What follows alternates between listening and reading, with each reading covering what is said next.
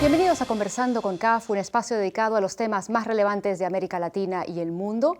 Hoy les saludamos desde Londres. Nuestros invitados especiales son Michel Camdessus, exdirector gerente del Fondo Monetario Internacional, exgobernador del Banco de Francia. También nos acompaña Celso Amorín, exsecretario de Relaciones Exteriores de Brasil, también exministro de Defensa. Nuestro anfitrión, como siempre, Enrique García, presidente ejecutivo de CAF, Banco de Desarrollo de América Latina. Muchísimas gracias por acompañarnos a todos.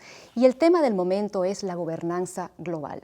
Yo quisiera comenzar por definir este fenómeno, este concepto de la gobernanza global y cómo se logra aterrizar. Empecemos con usted.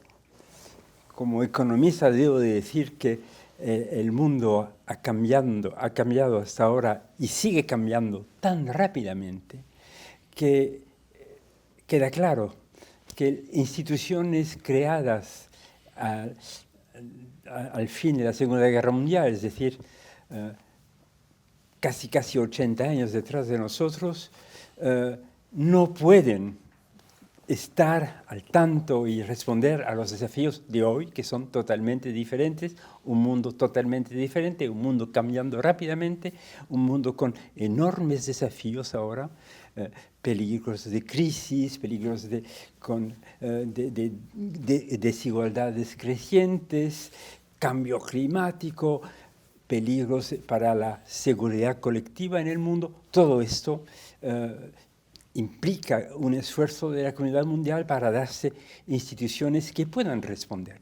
Señora Amorín, y pareciendo el escenario actual siendo el que es, con las amenazas terroristas, con la preocupación de cambio climático, con mercados financieros tan interdependientes, pareciera más necesaria que nunca esta llamada gobernanza global. Y sin embargo, los países atraviesan sus propias dificultades y tienen que proteger sus propios intereses. ¿Es realmente posible hablar de una gobernanza global que proteja la soberanía de los países y sin embargo se lleve a cabo? Bueno, es posible, es necesario, porque es una realidad que tenemos que vivir con ella. Creo que estoy totalmente de acuerdo con lo que ha dicho Michel. Los cambios de la realidad han sido muchos y los cambios institucionales no lo han acompañado. Y creo que eso es especialmente verdadero y claro en el caso de paz y seguridad, a donde el poder sigue totalmente centralizado en las 5 potencias que ganaron la Segunda Guerra Mundial, o que piensan que ganaron la Segunda Guerra Mundial, porque no sé si todas realmente ganaron, y que tienen además la bomba atómica. Eso es una correlación muy mala para el mundo, demostrar que los que tienen más poder son también los que tienen la arma nuclear, admitidos así por el Tratado de No Proliferación como tal. Y entonces es donde se requiere más cambio. Yo creo que en el área financiera haya habido alguna evolución, sobre todo en la parte informal, con la creación del G20, que no es propiamente una institución, no tiene la legitimidad de una institución, pero de todas maneras es mejor que el G7, tiene más representatividad, y eso ha sido un gran avance. Presidente García, ¿y qué modificaciones, qué reformas deben plantearse los organismos multilaterales, también como CAF, en este contexto global que tenemos hoy en día? Lo que es necesario es adaptarlos también a la situación de la realidad actual. Entonces, por ejemplo, en el caso nuestro de CAF, una de las características que le ha permitido dar un salto de un banco subregional con 5 países con operaciones inferiores a los 600 millones de dólares anuales, a ser hoy día un banco de 20 países y además de una cobertura en operaciones del mismo nivel que el BID y hasta un poco más que el Banco Mundial en América Latina, ha sido un tema que tiene que ver con la conferencia que es gobernanza. Y yo cito 2 temas que son claves. La primera, los que crearon la institución, y eso es aplicable a otras instituciones, no tenemos un directorio residente, de manera tal que los ministros de Economía, Finanzas, Presidentes, son los que se sientan en un directorio que se reúne 3 veces al año y que tiene capacidad de decisión muy grande, sin intermediarios burocráticos. Y lo segundo, que es muy importante, es el derecho a voto. En CAF el voto es paritario. Me gustaría que el Fondo Monetario Internacional siga el ejemplo de la CAF. Lo debería de hacer. fue decidido en los años 70, cuando se cambiaron los textos fundamentales del fondo. Se decidió en aquel momento de que en vez de dejar el poder a los tecnócratas residentes constituyendo el Consejo de Administración del fondo, pues se lo devuelva a los ministros y gobernadores. Y la decisión fue tomada que se crearía un Consejo Supremo compuesto únicamente de ministros y gobernadores, reuniéndose digamos, 2 veces al año. Pero el error de los legisladores fue de dejar la decisión sobre la fecha para empezar esto al directorio existente, que desde luego no quería suicidarse. Yo quisiera volver a tocar un punto sobre Naciones Unidas, señora Amorín, que hablaba usted de la necesidad de una reforma de esta institución que pareciera haberse quedado obsoleta. Habla usted de quizás replantearse lo que es el poder de veto, el Consejo de Seguridad. ¿Qué propuesta tiene usted y qué tipo de contrapeso presenta el G20, a pesar de no tener la legitimidad de la ONU, a un organismo como Naciones Unidas? No, el G20 no puede contraponerse a un organismo como Naciones Unidas. El G20 estaría para la parte política, si él se ocupa de la parte política, que hasta ahora no lo ha hecho, empezó a hacer ahora, sería muy bueno que lo hiciera. Él puede ser lo que era el G7 antiguamente, en tiempos pasados, para el fondo o para el Banco Mundial, una fuente de inspiración a donde se pueda discutir los temas, quizá incluso utilizar, por ejemplo, en el acuerdo con Irán, hubo un G5+1. Alemania no es miembro del Consejo de Seguridad. ¿Por qué no podemos tener un G5+2 con +3, con miembros, o un G3+3, con miembros también del G20 participando de alguna crisis? Yo le digo francamente, y le digo por experiencia propia, tanto Palestina quanto Israel tenían mucha confianza en Brasil para hablar, para servir de intermediario, no porque Brasil sea mejor que los otros, pero quizá porque no teníamos intereses o bien coloniales antiguos, o bien en la exploración de petróleo en la región o cosas así, entonces puede cooperar. Entonces, yo creo que eso es lo que G20 puede hacer, pero eso no hace dispensable una reforma del Consejo de Seguridad.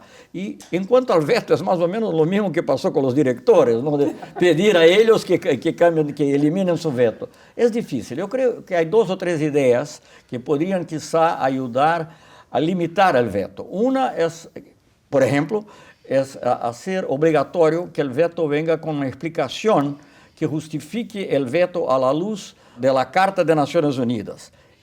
Presidente, tomando en cuenta que los mercados emergentes básicamente representan casi la mitad de lo que es el Producto Interno Bruto mundial, ¿qué papel deben jugar los mercados emergentes en este nuevo contexto de gobernanza global? Bueno, yo creo que deben jugar un rol importante, pero para hacerlo tienen que tomar medidas muy importantes de coordinación. Por ejemplo, hablamos del G20.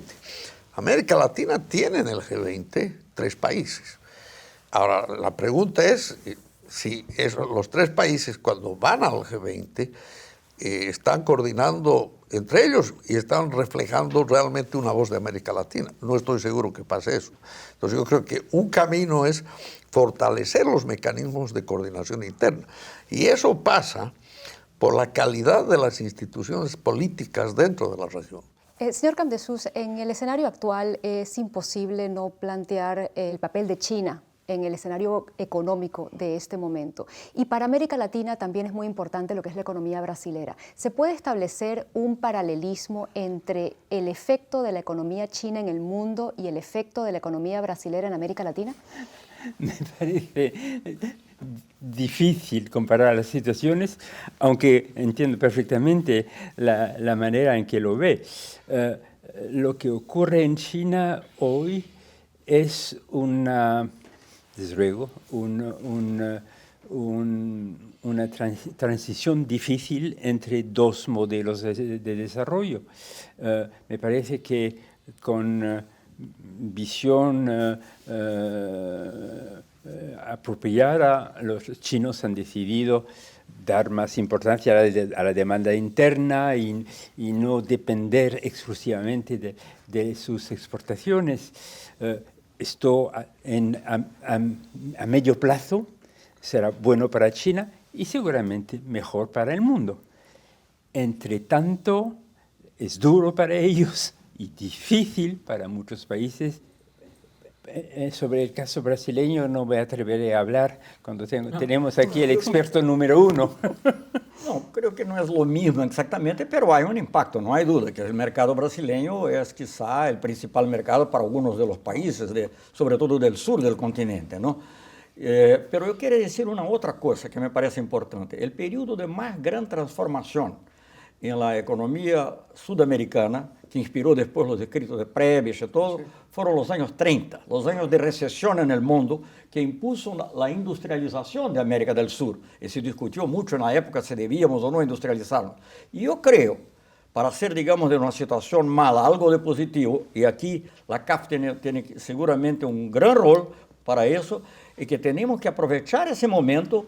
No decir que es bueno, pero aprovechar ese momento, incluso las dificultades, para hacer una integración más grande, sobre todo en América del Sur. Es más fácil hablar de América del Sur que de toda América Latina y Caribe, porque las situaciones son distintas, como vimos hace poco. Calificadoras de riesgo como Standard & Poor's dicen estar más preocupados por la situación de Brasil que por la de China. ¿Cuál es su opinión al respecto? No, bueno, las agencias de calificación son muy profesionales y tienen que hacer su trabajo. Evidentemente han visto las condiciones de que la economía de Brasil ha sufrido una caída importante y está preocupados, pero tampoco yo diría, yo soy bastante más optimista sobre Brasil. Brasil tiene necesariamente que, y lo está haciendo con un gran esfuerzo, un ajuste que no es fácil, pero va a retomar el crecimiento. Y desde luego, Brasil es fundamental para Sudamérica y para América Latina. Yo quisiera cerrar con una pregunta para usted, señor Campdesús, y luego para usted, señora Morín. Yo quisiera que nos diga cuándo, si se pudiese resumir, cuándo podemos esperar que acabe este ciclo tan volátil de los mercados financieros. No lo sé. Hay muchas cosas que hacer para que se pueda calmar algo esta instabilidad que ha ido creciendo durante estos últimos años. Y entre las cosas que hay que hacer, una es reforzar los instrumentos de coordinación entre las economías para evitar los choques, los desajustes que implican una volatilidad creciente. Esto es una cosa que se tiene que hacer hoy y se tiene también que pensar en reformar el sistema monetario internacional con mucho mayor ambición. Y esto implica cambios múltiples en el Fondo Monetario y en su management, pero también una cosa de la cual nadie se atreve a hablar, que es el control mundial de liquidez. Señora Morín, ¿y existe la voluntad política y coordinada de los países de América Latina para paliar este momento de crisis? Yo creo que hay una conciencia creciente, pero no es algo espontáneo, digamos así. Es algo que requiere de una especie de affirmative action. ¿Cuál es el papel de CAF? Yo creo que los organismos tenemos la responsabilidad de dar soluciones, de ser positivos, de evitar que la gente solo vea la tragedia, sino que mire adelante, influir positivamente, y lo más importante es estar siempre presente en los países, en las buenas y en las malas. Muchísimas gracias a todos por acompañarnos. Presidente García, muchísimas gracias. Así llegamos al final de esta edición de Conversando con CAF, hoy desde Londres. Muchísimas gracias por acompañarnos. Hasta la próxima.